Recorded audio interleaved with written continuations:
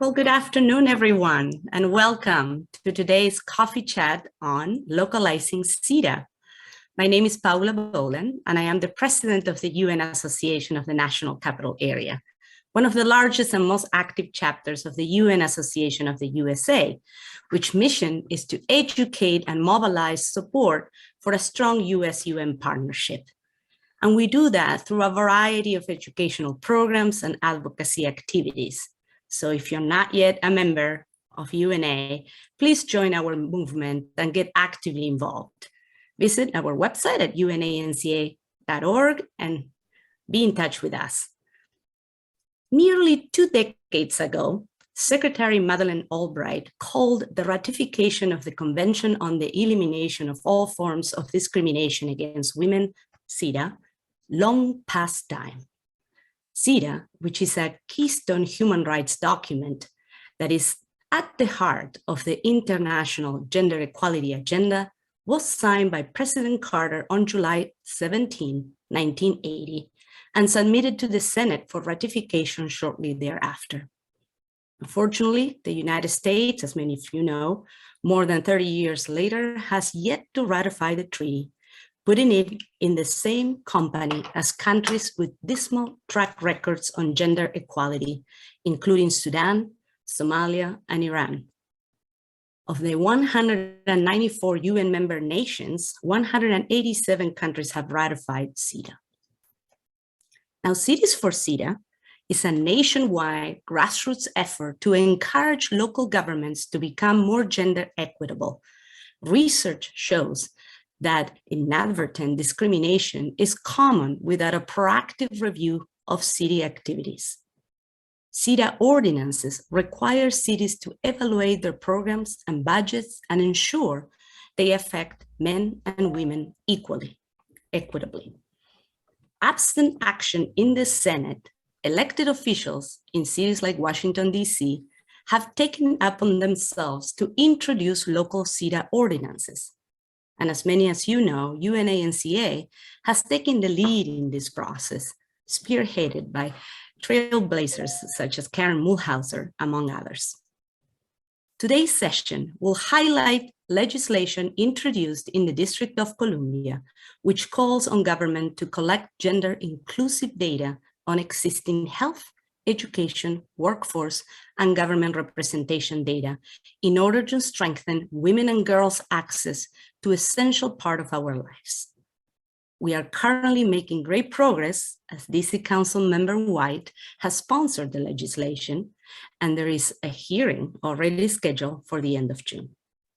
I will now pass it on to our Advocacy and Outreach Manager, Danielle Dean, who has been instrumental in supporting this process, who will moderate and introduce our panel. Thank you very much.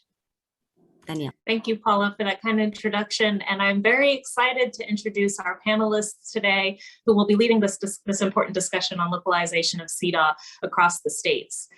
So I will just quickly do an introduction and then would love for each of our panelists to talk a little bit about themselves and give some background for each. So we're joined here today by Neah, who is the Legislative Counsel for Councilmember White here in the District of Columbia, who is the main sponsor of the DC for Cedaw legislation here locally. And then we have Jill Follows, who is the coalition lead for the Fairfax, Virginia area and their recent success in getting a resolution passed honoring Cedaw and local implementation there. And then we have Micaela Paredes, who is the co-founder of the Ratify movement in San Francisco and is a key advocate for the amazing work that San Francisco has done around Cedaw as well. So thank you, all of you, for joining us today. Neah, why don't we start with you and do a quick introduction? Hi, everyone. Thank you for having me. As Danielle said, I'm a legislative counsel for at-large council member in Washington, D.C., Robert White.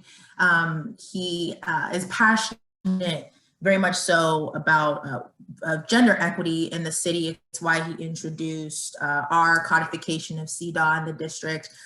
He and my colleague, Estelle, who recently left our office, she moved from the district she drafted the bill and did a lot of the advocacy. So at this point, the bill has, I believe, 8 co-signers out of 13. So it looks like it's gonna pass. We're really excited about it. Yes, I've assumed that portfolio, and I'm just really excited to work with women like Karen, who are just dedicated to seeing women progress more in the District of Columbia, and I'm happy to be here. Awesome, thank you so much. Jill? Thank you, Danielle, for this opportunity, and thank you both, Danielle and Karen Mulhauser, for contributing to the success of the Fairfax County resolution in support of Cedaw. Today, I'm wearing the hat as the convener of the Fairfax Working Group for Cedaw, a group of 12 local organizations that came together 1 year ago to secure the Fairfax County resolution. I drew inspiration from the people I met at the UN Commission on the Status of Women, women who were familiar with the Cities for Cedaw movement and who set up parallel events at the UN to share their knowledge and insights about Cedaw. They reminded me to think globally and act locally for the human rights for women. Each time I would come home from the UN, I was inspired to implement Cedaw locally. Last year, I kicked off the local campaign with an educational document called the Guidebook on Cedaw. It was written on behalf of 2 groups that were part of the coalition. One, the Human Rights Special Interest Group, of which I am a founding member, and the League of Women Voters of the Fairfax area, for which I am currently the co-director of Action and Advocacy. The guidebook was then sent to the Commission for Women for Fairfax County and the Commission for Women for the City of Fairfax. Both commissions endorsed the guidebook. And then I sent the guidebook on to local organizations in our county that had a track record of supporting women's human rights. 12 of the groups immediately signed on, and we were off and running. It's worth repeating the words of Margaret Mead, who you may have all heard before. You should never doubt that a small group of thoughtful, committed citizens can change the world. Indeed, it is the only thing that ever has. The guidebook has subsequently been endorsed by Fairfax County Supervisor Dan Stork and shared with the membership of the United Nations Association in Orange County, California. I have spent a career advocating for others, first as a registered nurse in the government housing units on the south side of Syracuse, New York, and on the Onondaga Nation territory, just south of Syracuse. Then I became a trial lawyer and worked in Philadelphia, Pennsylvania, and over 20 years had the opportunity to represent and advocate for all of my clients, specifically in the area of personal injury litigation, medical malpractice. You can see the connection to nursing there. I was also given the opportunity to serve as a judge pro tempore in the Philadelphia County Court of Common Pleas. I had to tap all of the skills from both those career paths as a listener and an adapter to convene this working group in Fairfax County and bring about a consensus on our strategy for success. Our working group in Fairfax continues to interface with Cities for Cedaw, and we recently submitted our story for consideration in its inaugural legacy webpage, which we hope you will see soon. Kicking it back to Danielle. Thank you for this opportunity. Awesome, thank you so much, Jill. And Micaela. Hi, everyone. So nice to be joined by all of these amazing humans present in this call. My name is Micaela. I am currently a master's student at Harvard University. I took a little bit of a break from my professional life to pursue this, but I have not taken a break from pursuing women's rights and trying to pass Cedaw. I have been a former worker for the city of San Francisco under the Department of the Status of Women. I am currently working on a project with the commission here, the Status of Women in Cambridge, Massachusetts, and I am one of the founders of the Ratify movement that seeks to pass Cedaw in every city in the United States as well as nationally. That's a little bit about me. Happy to discuss further and happy for this event. Fantastic. Thank you guys so much. So Jill and Micaela, I'd love to kind of start with you two and get a little bit of background and how it came to be in both in San Francisco and Fairfax, and what were some of the challenges, successes, motivating people to even become aware of what Cedaw was and why it needed to be implemented in the area. Go for it, Neah. Micaela? Yeah, I can go. Well, San Francisco has a lot of history. The United Nations was based there. So it's really full of history and a lot of people that are very passionate about the United Nations. So Cedaw was rather popular.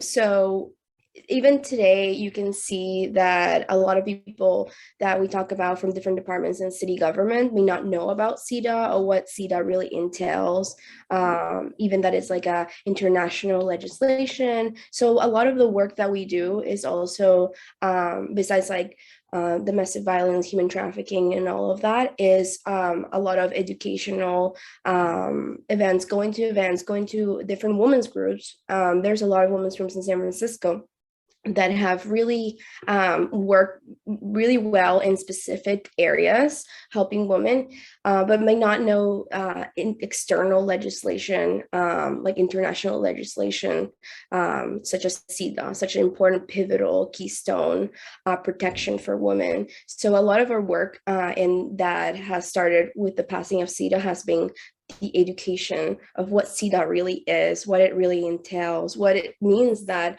the United States is one of the places that has not ratified it, but only signed it, and how long it's been and what company we're with. That means that we are with a handful of other countries that have not passed it. And what are the benefits really? Why does it really matter? So a lot of our education goes from very young folks from schools. We do conferences, as well as going to, again, groups of women who are already working on women's issues, but might also want to know a little bit about Cedaw and the importance of it. So education is one of the hurdles and one of our focus.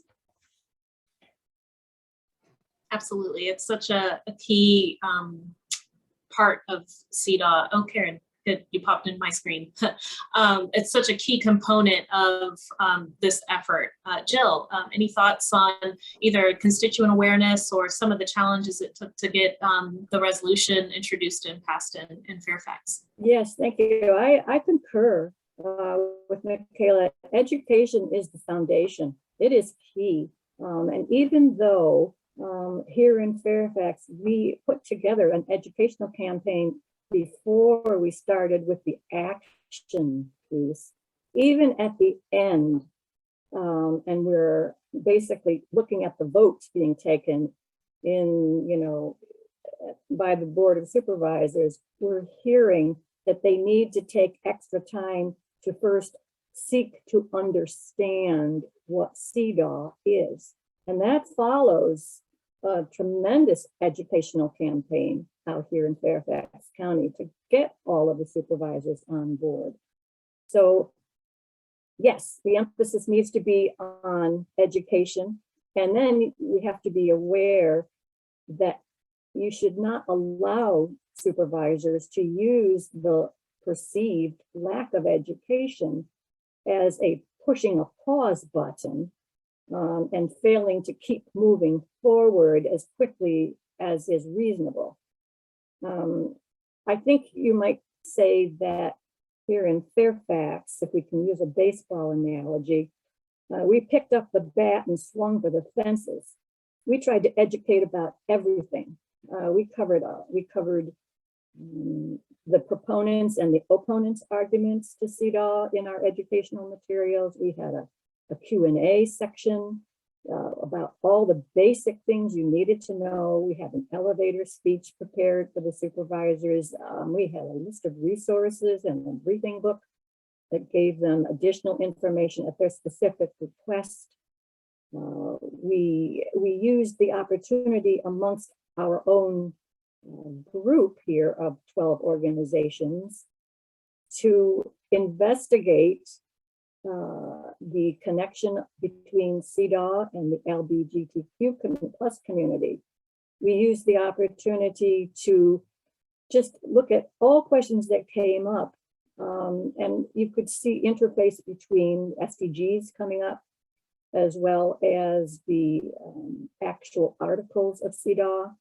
We broke down each article of Cedaw into what I think was sort of common language, so that it was understandable and usable, so people could just pick up and start talking about it. This is where it was very helpful to bring in people like Danielle, who we invited to come and speak about the financial implications of trying to implement a Cedaw resolution. And thank you, Danielle, for coming.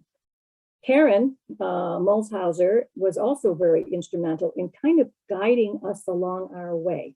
It's very important, I think, to those of us who are getting into the weeds for the first time, to be able to communicate with people who have a vast experience and knowledge base about Cedaw. And that is clearly where Karen was able to step in and help us along.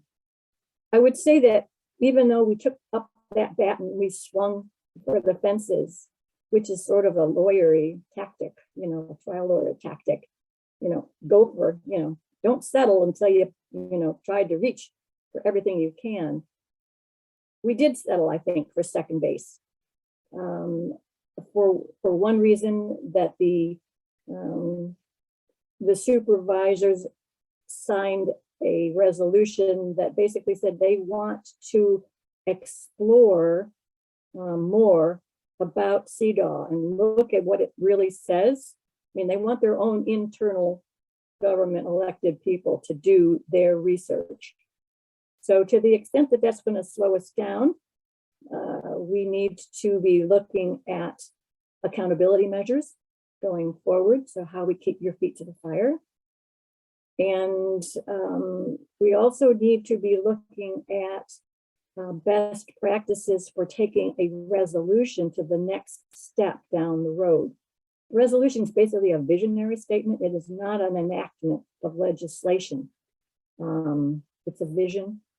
And in order to really make it, put the teeth in it, we need to be looking to those of you who are engaged in the Cities for Cedaw movement. By the way, I'm also a member of UNA, National Capital Area. So I hope I can just keep on, calling you up and getting you to respond, which you do so well.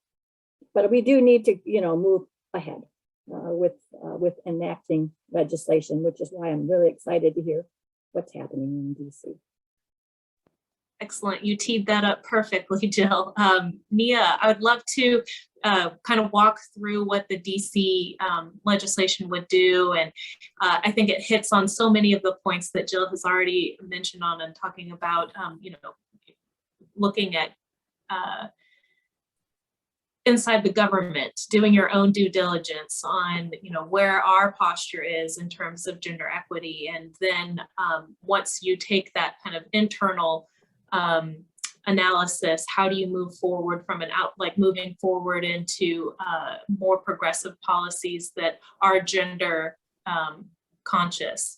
So would love for you to speak a little bit about that.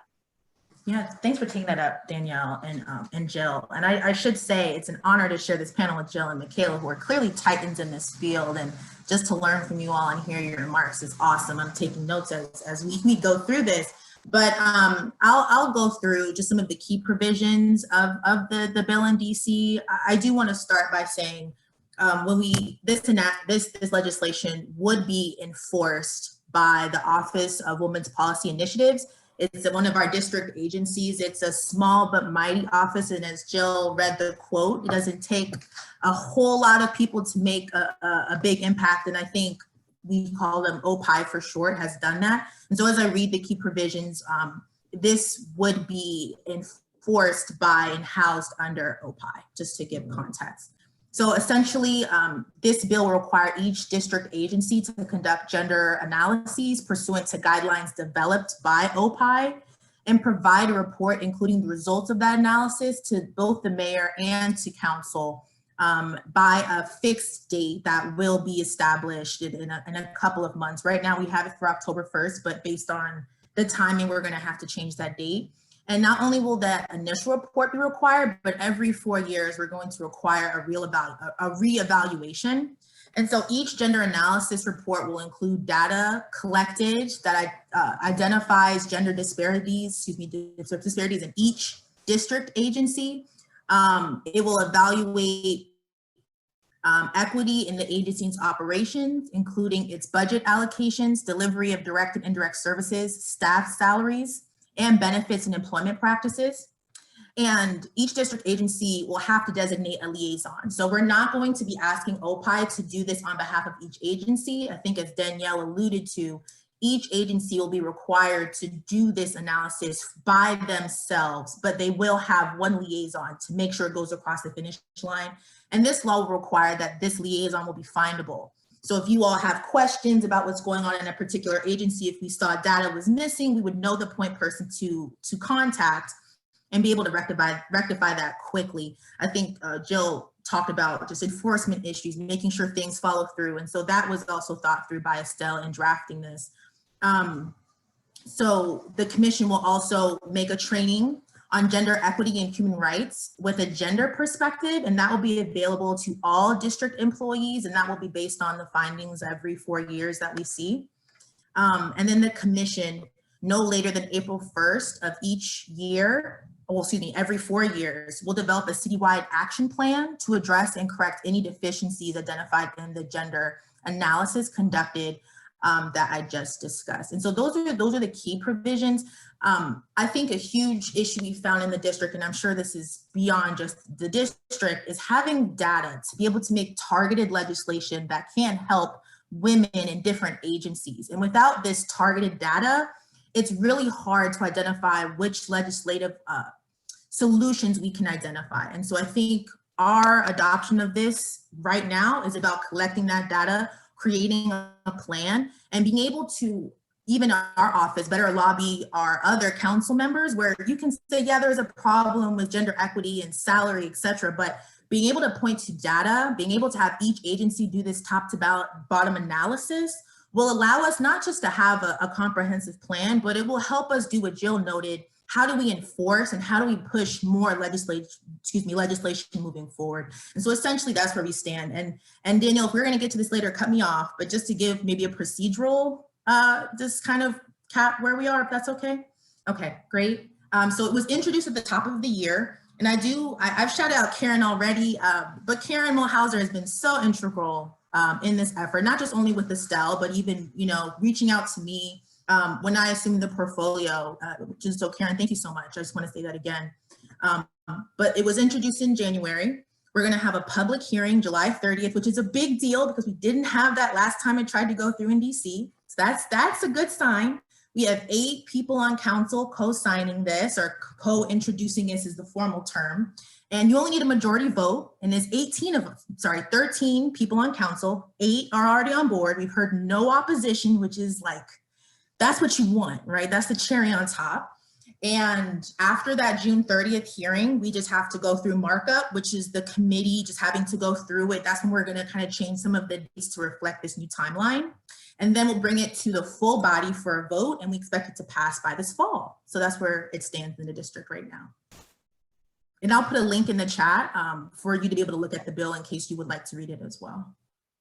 Awesome, thanks so much. So exciting, Neah. And I saw a question pop up about what data would be collected. And I believe the answer to that is TBD, right? That would be part of the work of the mayor's women's office, is to generate what type of data would be collected and what that kind of would look like. Okay, exactly, great. exactly. And I will further note, Danielle, I'm glad you brought that question up. The Office of Women's Policy Initiatives is a team of 3. They are small and mighty, but when we go through markup right before we're going to do a financial evaluation, we expect a cost to this, and the council member is committed to funding it and also looking into adding more staff. So not only would the office be bolstered, and we see a greater vision for OPI. We think that they will be the arm to move not just this legislation, but any accompanying legislation forward. They're the ones on the ground doing a lot of the work. Targeted outreach to women in the city. They host forums now about how to negotiate your salary and really important conversations for women and giving tools. So they will be creating the guidelines just because they would be the best positioned to do so. But we will be adding staff to that office to make sure that we're not asking them to do something that would be too overwhelming for them. Fantastic. Well, and I would love to hear to that point of, as this kind of moves forward and hopefully gets passed, what are some of the best practices that we've seen in San Francisco in terms of, once this bill is on the books, what comes next? And then also, what are some of the main takeaways? What are some of the successes we've seen in San Francisco because of this legislation? Yeah, that's a really good question. When I was thinking about that question about main practices, a lot comes to mind because thankfully after passing Cedaw in SF, we had a whole department at our disposal with a whole budget to work with, some support from the community. A lot of nonprofits already do specific work in various areas that support women. So in that sense, not a lot of commissions have that support. I was just talking to some folks from Toledo, Ohio, who just passed Cedaw in their town and now have a gender representative in their commissions. So the first steps that come right after that is trying to figure out, where are we getting our funding? Do we need extra funding? Do we need to establish a grant system? Are we going to be administering grants? Are we going to be asking for help from what we call the Friends of the Commission that raise funds via different events to, be able to honor some folks in the community that costs money, and everything has to be approved. So we want to be able to really balance our budget properly, use the money as best as we can do, and diversify how we use that money. So setting top priorities for the year. What are events that we really want to celebrate, shine a spotlight to? San Francisco very religiously supports Native American women who have been murdered previously or are disappeared. That just passed the anniversary of the day that we remember these women. So we stand by them very strongly. That's a priority of our office in San Francisco. Another priority is coalition building. We know a lot of people in the community, nonprofits, small, large, or just informal groups of women and community members work on supporting specific issues. So sometimes we don't have to do all of the work. We just have to support them and shine the spotlight.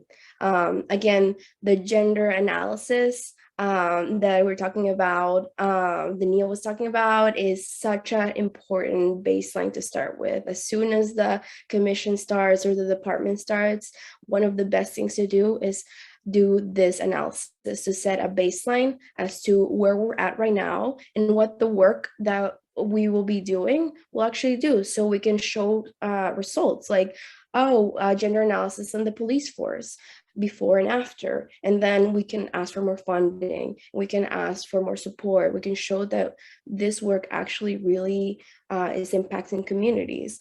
So these gender analysis, a little bit more about this, like I worked on representation of women in public property last. This report was mandated by an ordinance, so having an ordinance or a law that mandates a report is such a powerful thing. So all the departments have to be on board, want it or not. And that's another advice that we gave to Ohio, like get your ordinances in, like get all these laws, get these ordinances, so everyone collaborates with you. And then getting these wonderful gender analysis out in the world for people to see. It doesn't count if your analysis is just sitting on your website or in, some database. It really counts when you call the journalists, call supervisors, the mayor to stand by this or comment on this gender analysis and make it public, make it visible, so people feel outraged if the results are not good, or they feel like, wow, we're doing great, let's keep going. And that really empowers people in the communities to be involved. Otherwise, the commission won't have a long life and strong life, healthy, money-wise, support-wise, etc. So there's a couple of my points that I would mention. Yeah, that's perfect. Thank you. And on that similar vein, Jill and Micaela, if you wouldn't talk a little bit, as you're building these coalitions and you're talking to different organizations, are there certain issues within like gender equity generally that are always pop up or are top of mind, especially for students and for, people who are really engaged in this field, in this topic? Are there certain like just regular themes that come up? Jill, would you like to go first? You go first. All right, happy to do so. For the youth, I would say that a couple of the points that I've been hearing in colleges and high schools and young workers are the intersectionality being a very important point that people want to emphasize. So the intersectionality of identifying as a woman and your race, because for example, we work very closely in San Francisco with UCSF as African-American women die at a higher rate due to being pregnant and birthing children. So that's a very specific issue that affects a very specific group of women, but it's such a serious issue that we really try to shine a light to that specifically. So youth are really looking into, shining the light to the people that need it the most, and maybe it might not be ourselves. And that is such a wonderful thing to hear from the youth, that it's such an empathetic, giving atmosphere. Another thing is trying to protect also people who identify as women that might not who have been born as women. So the LGBTQ community is a big community that we try to adopt and protect within our commission and the department, as they may not have their own department or commission to protect them. Protests and movements are another one that we've had to incorporate into our schedules and our priorities in the department. Before, it used to be more like analysis, working with departments and nonprofits that are already established. And now we work really closely with the Women's March, and we all in the department go to the Women's March and show up and have a banner and show our support. So these events are becoming more and more important for the government, formal government, to be part of these, one should call it informal organic events. These are extremely pivotal now. And then last one, that is, I think, an overarching theme that everyone, regardless of their age, really, really is passionate about everywhere that I talk to people. In anywhere too, like in any state, I feel it's like the salary situation, salary negotiations. You always see a big turnout when we do salary negotiation trainings and workshops. The salary is such an important thing that is like a keystone part of domestic violence and being able to leave your partner. So you are financially comfortable, so you can leave your partner. So that helps in that. When it comes to not feeling equal, empowerment, all of these areas intertwine, and everyone really cares about salary negotiations. So that's a good one to, start with or lead with if we're trying to convince a stakeholder. Well, it's challenging to add more to what Micaela just said, but maybe the overview of that is that the leader of the local group has to be the person who inspires the organizations and the others who are trying to learn as much as they can about Cedaw as quickly as they can. And the ability to focus the discussions in your group that is just starting to learn is a challenge, because there are so many terms that you have to learn how to pronounce Cedaw to start with. And then you have to learn the word intersectionality, and you have to learn about thinking globally and acting locally. There's so much packed into Cedaw that once you start having these discussions that take up your time and lose the focus on what is the basic message of Cedaw, especially when you're just looking at the resolution process and not the legislative process, you don't get anywhere.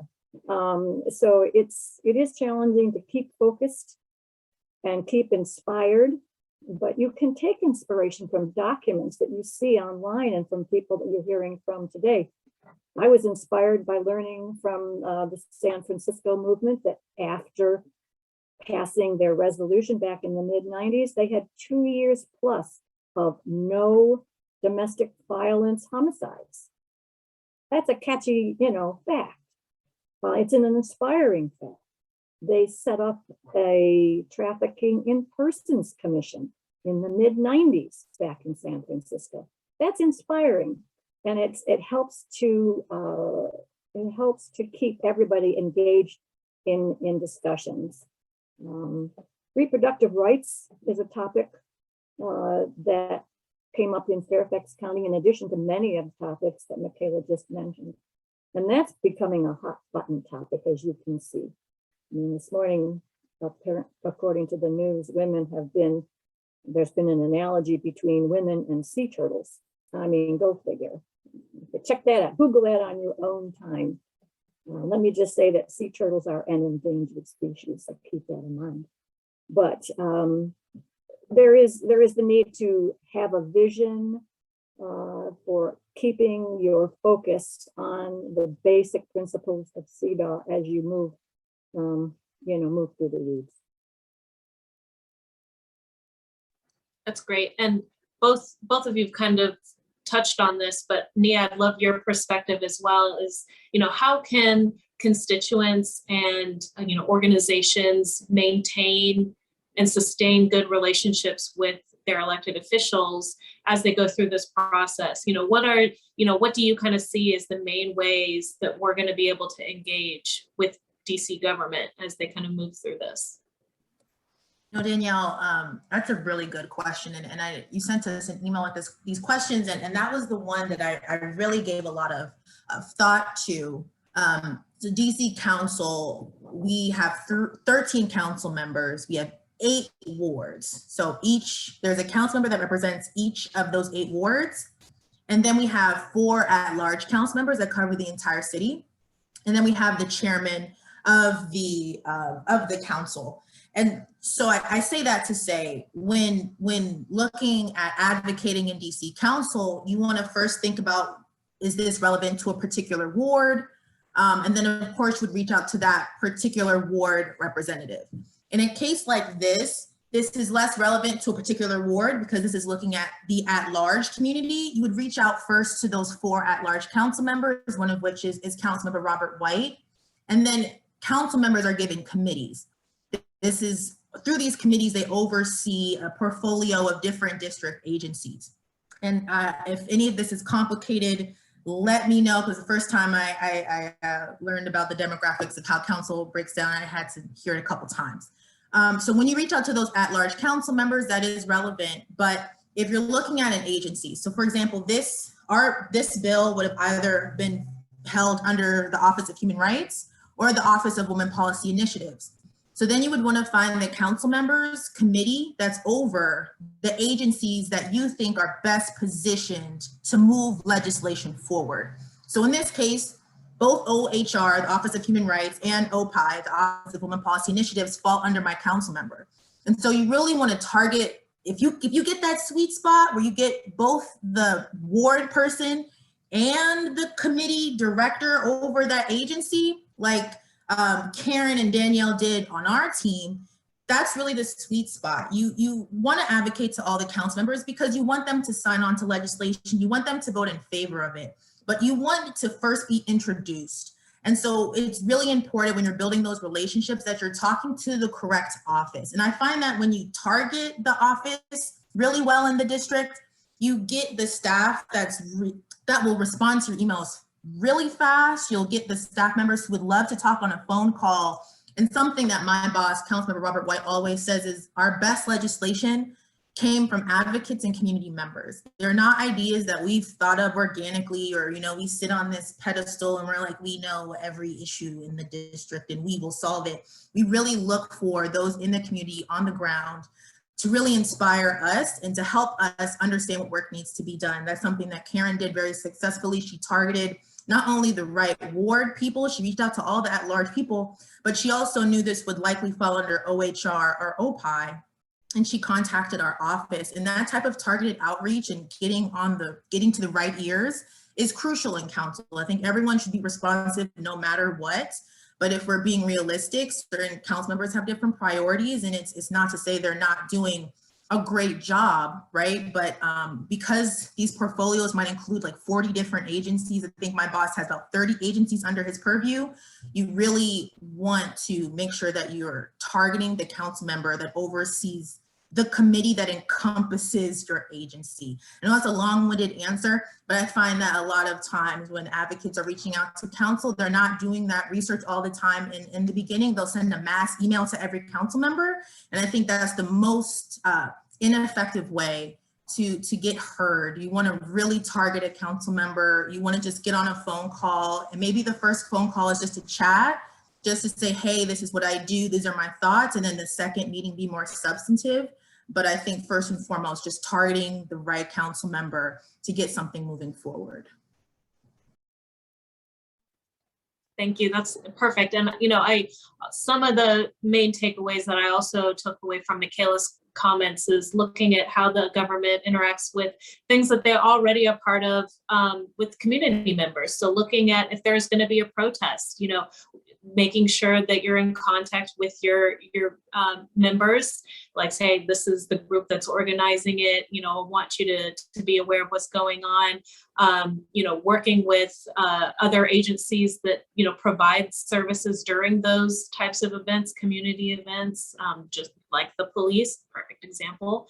And I just think that, it's a wealth of just amazing insight and appreciation to all of you. And I feel like before we move into the Q&A, we've spoken about her so much that I want to give her like a few minutes, Karen, just to, anything we've missed, highlight a little bit of your work. You wear multiple hats within the district yourself, and you're a longtime advocate on Cedaw here locally. We'd love to hear a little bit from you. Well, thank you so much, Danielle. You've been doing such a great job leading this advocacy initiative. And you may have noticed if you were looking at me when people would say things that I would blush, because I do that often. But working with UNA-NCA on this critically important issue is something that I've done for a long time, in large part because it's seriously embarrassing that the United States is one of the 6 countries that hasn't ratified Cedaw, but also very proud that UNA chapters around the country and other groups have worked to bring the global local. And some of you probably know that we tried doing this in 2015, and there wasn't a hearing. Like Neah indicated that there'll be a hearing this year on June 30th, and then hopefully a vote in September. But when we did this before, do you remember when we used to meet in person? Yeah, well, when we did this before, we would have public meetings with supporters, not only from our own UNA community, but from the members of various other district organizations. And we would hand out a piece of paper that had all of the council members' names, their Twitter handles and their emails and phone numbers, and encourage people to contact their council members and let them know that people in your ward support this legislation. So we can do that again, but the fact is, as was said, that 8 of the 13 have sponsored it, and I personally know, because I've spoken with them, some of the other 5 are going to vote for it. When it is introduced, it is going to pass. The only other thing that I would add to all of the great information that's been shared so far is that some of you know that those of us who live in the colony of Washington, D.C., we don't get to pass our own laws. We can pass our laws, but then Congress has to say, okay, you can have that law. So this will go to Congress for a vote. We can try to make it noisier than usually happens. As a way to say, well, I don't know, something about statehood maybe, but also that it's an opportunity for us to talk about ratification, because it would be the Senate that does the ratifying. And so that's something that we can think through. And I think, Micaela, that any of the information that you can provide in writing, and there's been lots of things in the chat, links to things, but if there is a simple summary report of the benefits to the San Francisco community because of Cedaw, that will be useful for us to use as we are lobbying our council members. And one final thing, there was mentioned a little while ago about young women, and I am on the DC Human Rights Commission, and we've had some open educational forums that we call listening labs, and one of them we had in February. There was a young woman that I spoke with a lot, and she was not aware that the Human Rights Act in DC had laws against sexual harassment, and that, so I think that there are opportunities for the Office of Women Policy and Initiatives to work closely with the Office of Human Rights to emphasize the value of this legislation that Councilmember White's office is sponsoring and promoting, because the young woman I was talking with was talking about sexual harassment, and she didn't know that there were laws against that. And so she wants to reach out to the youth in this town and help them understand about what's in the protected traits of the Human Rights Act. But thank you, Danielle, for leading us through this. And thank you, Paula, for putting all of those links in the chat. And thank you, everyone, for joining us today. What a great meeting. Wonderful. Well, good. We have a little bit over 10 minutes for some Q&A. I would love to give people an opportunity to ask some questions. So I think we'll start with the questions that were entered into the chat. Julia, would you be able to kind of queue up a few questions? And then if time allows, we can ask people to just ask their questions directly to the panelists. Yeah, certainly. The first question is from Ann Anderson. She asked how the international Cedaw, the UN measure, connects with our local city measures.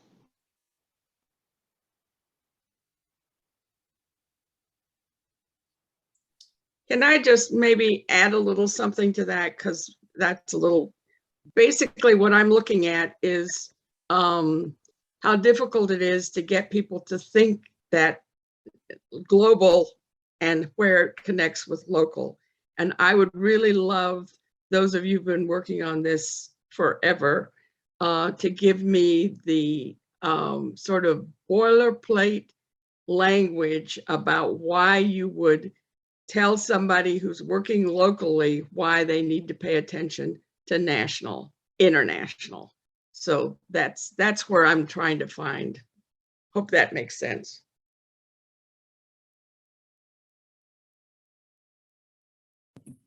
I'll tackle that one. It might connect Anne with another chat question from Jill about how do you counter misinformation. I think what happened in Fairfax is there already is in many people's minds a connection between local and international human rights. I'm not sure it's really a line drawn in the sand, that there's a major distinction. One of our supervisors at the time of a presentation on Cedaw, they call it a board matter, when one board or supervisor's member introduces the idea of Cedaw. They talk about it in international terms, and they don't really drill down into why it's important to implement it here in Fairfax. It just seems to be obvious, if I may say so. But it's also obvious that there is a problem with identifying too tightly with international programs, and you need to make it look local, because our supervisor, one of our supervisors said, I like the idea of Cedaw. I have a wife, I have a daughter, I have a granddaughter, I have a sister. So I'm a good guy, basically, is what the supervisor was saying. And I have women's best issues at heart. But when the oversight committee for Cedaw fails to say anything about the Uyghurs in China, and we're talking and they failed to say something at the time of the Olympic Games in China, I can't get behind an international movement. And you just say to yourself, okay, this is one of these distraction what if arguments that we've heard so much of in the past. And it suggests to me that when you know there's going to be a presentation about Cedaw at a county level public board meeting, you better set it up so that there is an opportunity for community groups to reply on the spot. And you know, it's back to your trial days. You've got to have the opportunity to rebut. You can't wait for the media to write stories without your response available to them. So I'm always looking forward. I would say, make sure you will have an opportunity to speak to a measure that is brought before your board, so that if in DC you're having a hearing, I presume that means you're going to have public comment, and which is all great. If not, in other cities like in Fairfax, when the board matter was presented, which is different from the resolution, we did not have an opportunity to speak.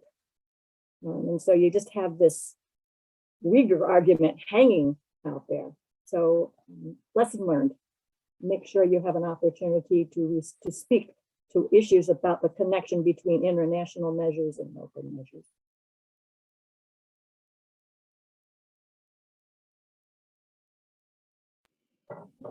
Great. Generally, you know, I would love to hear some of the panelists' response to this too, but as we, you know, as local members of our community and as representatives of our local community, it's good to acknowledge the fact that, you know, there are some gender equities that we can address here locally, but it's all tied into nationally and internationally. I mean, the Supreme Court discussion around Roe v. Wade is a perfect example of that. It impacts every locality, every city, every state. And, you know, I don't really know why that would even really be a question as to why our local community should be involved in something that affects everyone across the country. Any thoughts on that from the group? Yeah, definitely. As we look into just like international law, the reason that there is such thing as international law is because it affects a large population, that it doesn't just get defined by like the boundaries of a nation. So women exist everywhere, therefore women should be protected everywhere. And like it reminds me of the idea, the saying of like women's rights are human rights are women's rights. And that usually gets people. When I run out of arguments and details and facts, I really go back to that idea of like, regardless of where you live, you should have basic protections for the gender that you were born with, right? Or that you choose. And therefore, it's international law, the fact that it's international law, it means that it's really big, really important. And I would love for everyone to be protected in another way, like a back channel to make sure that everyone's protected, since the United States doesn't have that ratification done yet, is via passing it in our cities, because we can also advocate for our own protection, and that's like the easiest way, I would say. So when you really break it down to empowering the person and helping them like understand why they should care about this, why they should vote for this, why is this relevant to their personal lives, it really helps like put into perspective something so big as an international law, and for them to understand like what it means in their daily lives, like the salary situation, discrepancies, or human trafficking or domestic violence, or everyone knows someone who has suffered or is not in the place that they would like to be. They could be more advanced. Just because they're a woman, they may not have the same opportunities. So everyone knows someone, a mother, a sister, like that argument also really works for the argument. I will drop something about international law and like really breaking it down with like easy language in the chat if anyone wants to check it out. It's like a one-pager. The strength of Cedaw is in its vision. You know, when Micaela talks about international law, there are, you know, this difference between a convention, which is what Cedaw is. It is the Convention on the Elimination of All Forms of Discrimination Against Women. It is not binding legally on any nation that signed. Well, certainly it's not binding until you ratify it. And even when the US has ratified other human rights conventions, such as the CERD, the Convention on the Elimination of Racial Discrimination, they've passed basically exceptions, reservations, and said, we agree with the principle of this, but you don't get to enforce it in the US until and unless the Congress enacts legislation. And that's what you're doing in DC. You're taking the vision of a convention about human rights and basic fundamental principles about how women in Cedaw should be promoted and protected. And you're getting into the nuts and bolts about how you want to see that enacted in your local community. So, you know, when we look at international law, I look at it through the lens of there's a difference between a human rights convention and some of the laws that are, you know, on the books, internationally speaking. They may not apply to the US until we, as the Congress and the Senate, you know, pass enacting legislation. And I will say, you know, the District of Columbia is an interesting place in that we have a lot of federal land. We have a lot of our local residents who work both for the district government, the private sector, and federal government agencies. And so a lot of what's embedded in our consciousness you know, I'm born and raised here at a very young age, is not just to think locally, but to think nationally, to think internationally, because so much of that is intersected in our lives every day in the history that we learn. And I will say that on our end, it's been really easy to express to council members and community members that this is, you know, not just a local issue, but it's a broader issue. But I think a lot of residents here, we're really trained to think broadly in that way. And I think, you know, historically, DC has kind of been a petri dish to test federal laws and federal movements. And so it's not a hard conversation to have in the city to really get people to care about how something that's trickled down from the international level implicates our everyday lives. Well, fantastic. I wish we had more time, but we are right at 1 o'clock now. I want to just quickly say thank you again, Jill, Neah, and Micaela, for joining us today for this discussion, and I really look forward to continuing to work with all of you as we kind of move through this year. So thank you again so much. We are recording this session, so we'll be able to post it, and I will circulate all the links, all the information, and a link to this recording to all of you who attended today after we get off this. So thank you, everyone. Have a good rest of your day, and we'll be in touch soon. Thank you, Danielle. Well done. Thank you all.